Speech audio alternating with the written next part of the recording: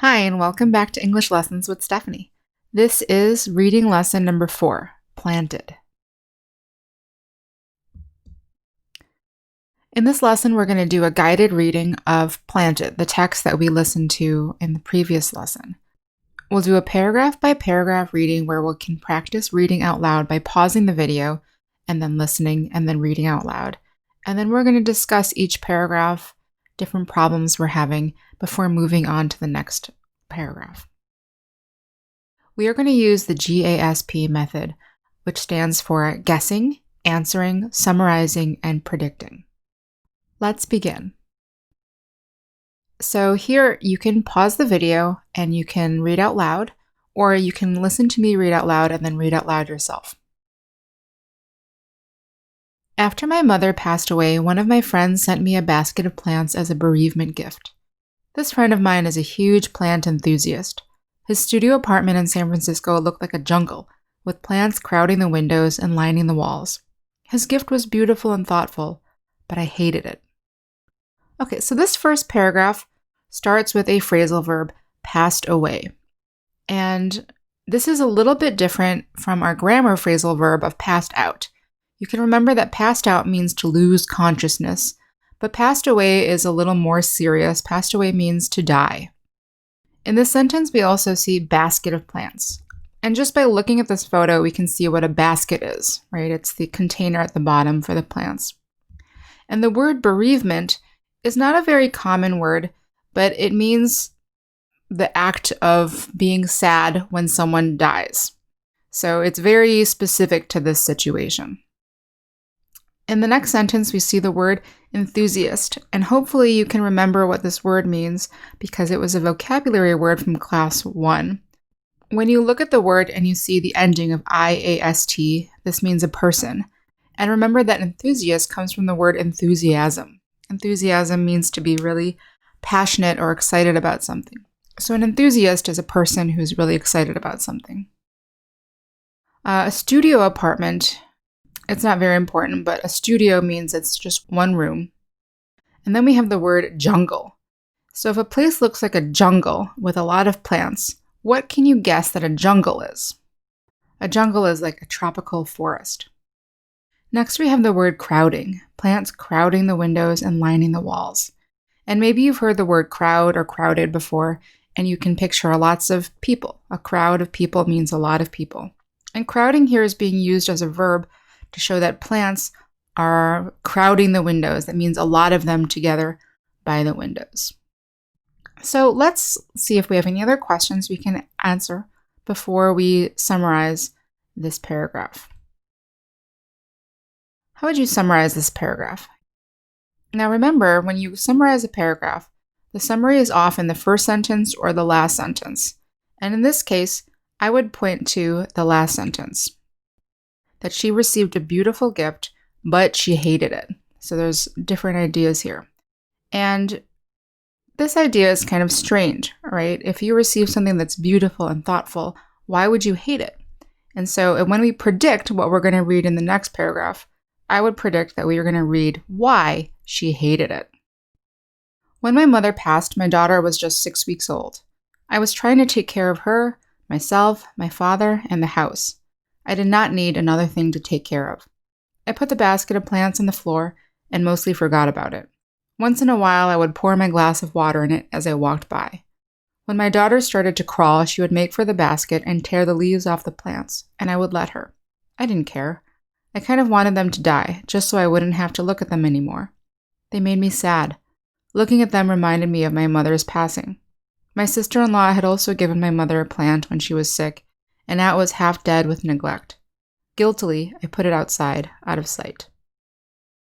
So we start this paragraph by saying when her mother passed. And here when we see the verb passed, it means the same thing as passed away. We've just taken away the particle, but it's still the same phrasal verb. And this is not very common with phrasal verbs, but it's specifically for this one that it's okay. So we can see a couple phrasal verbs here. The next phrasal verb we see is make for. So my daughter started to crawl. Crawl means when babies are moving across the floor on all fours on hands and knees. She would make for the basket. What do you think make for means? This is a phrasal verb that's not super obvious. So if you remove make for, what verb could you put in there that would make sense? I would say she would go towards the basket. And that's what make for means. Next, we see the phrasal verb tear off. We see tear the leaves off the plants. You might know what tear means. Like if you tear a piece of paper, that means you are ripping it into two pieces. And off, we use the particle off because that means we're removing it from the plant. So if you tear something off, that means you're taking it away from where it was before. And because we have the leaves in the middle of tear and off, we can see that tear off is a separable phrasal verb. Okay, next we have the verb reminded. And again, I would like you to guess what this word means if you don't already know what it means. If you look at a plant and it reminds you of your mother's death, what do you think reminds mean? What words could you put there that could also make sense? And maybe you would say, okay, well, looking at something forces you to think of something else, makes you think of something else. And that is exactly what remind means. Next, we have the word neglect, when we're describing a plant that was half dead with neglect. And half dead, this plant is half dead. It has some green leaves, but also a lot of brown leaves. It's not fully dead, but it is half dead. And what do you think neglect could mean? It's maybe not obvious, but just take a guess at what it could mean. But we know that this plant is not doing well, and so neglect is something that is not good. Next, we have the word guiltily. What kind of word do you think guiltily is? Is it a noun, a verb, an adjective, or an adverb? Well, because it ends with ly, we can guess that it is an adverb, and the base form is guilt. The noun form is guilt. Guilt is a feeling that you get when you think you've done something wrong and you feel bad about it. So, for example, if you lie to your friend and you know you shouldn't lie, you're going to feel guilty. So, let me ask you a question. Why does she use the word guiltily? Why would she feel guilty for putting a plant outside? This will give us a clue. This will help us to understand the meaning of the word neglect. So if she feels guilty for something she did to the plant, she did something wrong, then that tells you neglect means she did something wrong to the plant. So what could you do to a plant that is wrong? Maybe you could not water it. Maybe you could not give it enough water. You could give it too much water. Or like earlier in the paragraph, you could allow your child to tear leaves off the plants. So neglect is clearly something that means you're not taking care of something correctly. So let's see if you have any other questions. Pause and see if you can answer any other questions. So pause the video, try to summarize, and then predict what we're going to read about next. In April, after we've been shut in for 3 weeks because of the pandemic, I noticed a white flower blooming in the neglected basket of plants. I picked the basket up from the floor and made space for it on a side table where my daughter couldn't get to it. I began to water the plants more and look at them more closely. There appeared to be 5 different types of plants, all different shapes and textures. I watched them more carefully, and finally, after 5 months of being crammed in their modest basket, separated them into pots. I placed them around the house, admiring how their greenery cheered the place up. All right, so this paragraph starts in April, and it says, we have been shut in for 3 weeks because of the pandemic. Now, hopefully you remember what pandemic means. Pandemic is when we have a global illness going around. And maybe you know what shut means. Shut is the opposite of open. It means closed.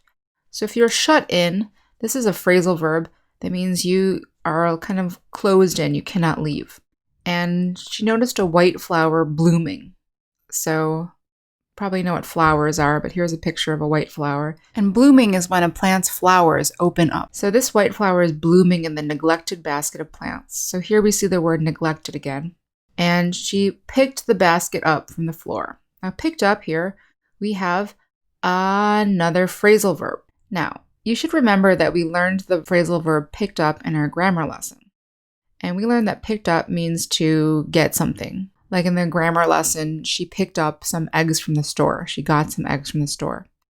But here, she picked up a basket from the floor. So saying that you got the basket from the floor makes sense. But here, picked up more closely is related to its actual verb parts, pick and up. So when you pick something up, you're lifting it from somewhere else. Like you can pick up a child from the floor, or you can pick up your shoes from the floor as well.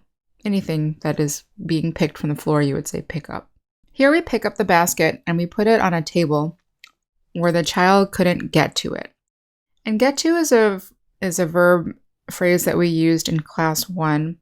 And if you can try and remember what get to means, we would say, oh, I hope I get to go to the movies tomorrow. I hope I get to talk to my friend.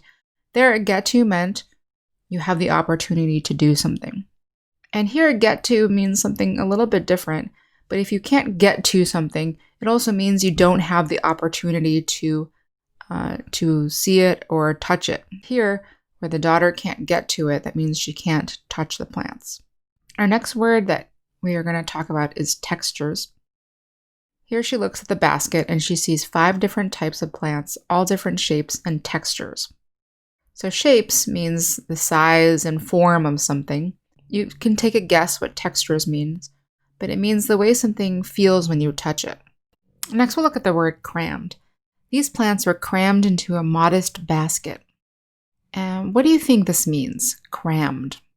It's very closely related to a word that we learned earlier today that has to do with a lot of things being in a small space. Can you remember what word that was? It was crowded. And here, crammed means something very similar to crowded. Next, we have the word modest. What do you think modest means? It's hard to tell what modest could mean from this, but you can make a guess, and we'll look it up later. Next, we have the word admiring. And admiring, we can see here, is a verb because it has the ing ending on it. And what are we doing if we're admiring how something cheers a place up? Well, first you have to know what cheer the place up means. So this is another phrasal verb, a separable phrasal verb, cheer up.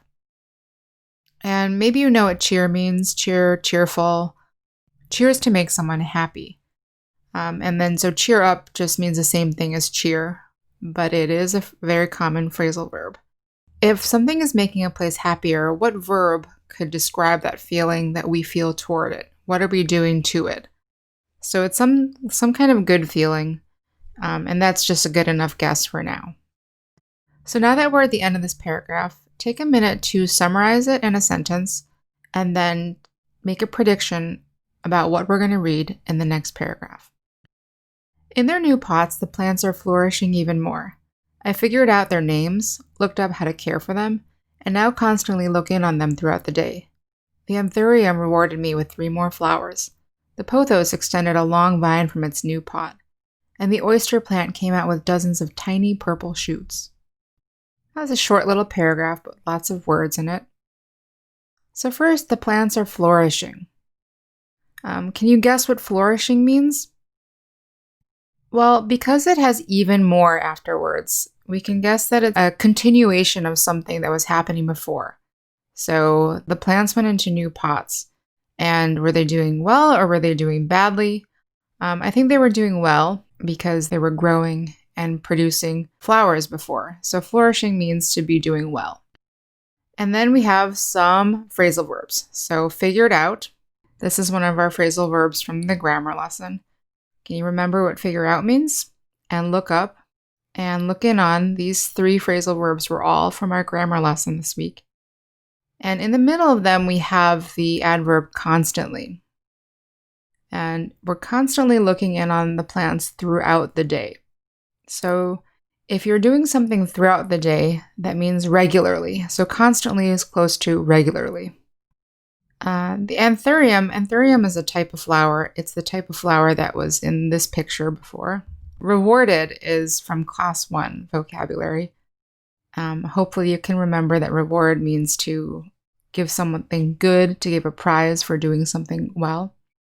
And here we use the verb rewarded because the flower is giving me 3 more flowers as like a prize, as a reward, because I've been taking care of it well. Pothos is another type of plant, and it extends a long vine. A vine is a long growth. That's how grapes grow, on vines. And oyster plant, this is another type of plant. And came out with is another phrasal verb that we haven't talked about yet. But came out with means to produce, create. Dozens of tiny purple shoots. And dozen means 12. So take a minute to summarize this paragraph. What was the main idea of this paragraph? And then try to predict what you'll read about in the next paragraph. I found out that I was far from alone in my new interest. In these pandemic times, many people have gotten into houseplants and, like me, baby them obsessively and keep adding more to their collections. My 5 plants have quickly become 13 with 2 more on the way. I also managed to save the neglected plant that I'd left outside all summer. Even though it looked completely dead, it came back to life after I gave it a few good waterings. Here we have some more phrasal verbs. Found out. Found out is the past tense of find out, which is another phrasal verb. And find out is very close to just find or discover. So I found that I was far from alone in my new interest. And far from alone is an expression that just means you are not alone. There are many others like you. So if someone says, I am far from alone in my new interest, that means there are many people who have the same new interest as you. The next phrasal verb is gotten into. So take a guess as to what this could mean. In these pandemic times, many people have gotten into houseplants. Does that mean they're actually getting into a plant? They're stepping inside a plant? No, not really. Getting into something means you're becoming interested in it. And, like me, baby them obsessively. So here you might say, this is a strange sentence because baby them sounds very strange. So baby, everyone knows what a baby is, but here baby is being used as a verb. So if you baby something, that means you're treating it like a baby. That means you're taking very careful care of it. And obsessively is one of our vocabulary words this week. So look at what type of word it is, if it's a noun, a verb, an adjective, or an adverb, and guess what it could mean. Our next sentence, 5 plants have quickly become 13. She has gotten more plants. And I also managed to save the neglected plant that I left outside all summer. Manage to is a verb phrase that means you have done something that was difficult. So if you manage to save a neglected plant, and here's the word neglected again, but if you manage to save a neglected plant, that means that saving the plant was not an easy thing to do, but you did it anyways. And then in our last sentence, we have yet another phrasal verb that is from our grammar lesson. It came back to life. You can remember that came back in the grammar lesson meant returned. And here it also means returned. That means here something was almost dead, but it came back to life. That means it returned to life.